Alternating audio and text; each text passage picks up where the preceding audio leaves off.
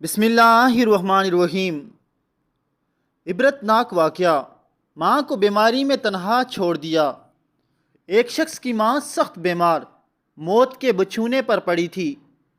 इसके बावजूद नालायक बेटे ने उसके साथ बदतमीज़ी की और बेचारी को तन्हा छोड़ दिया, और वो गरीब इस हालत में तन्हाई में इंतकाल कर गई। वक़्त गुज़रता गया। 30 साल बाद उस नालायक बेटे को दस्त लग गई और नहायत कमज़ोर हो गया। हाथों का क्या यूं आड़े आए कि रो रो कर कहता सुना गया, मेरे 3 बेटे हैं मगर मेरी बिल्कुल परवाह नहीं करते। मैं कहीं रोज़ से बीमार पड़ा हूँ मगर एक बार भी मिलने नहीं आए। आखिरकार वो अपनी माँ की तरह रात को अकेला मर गया।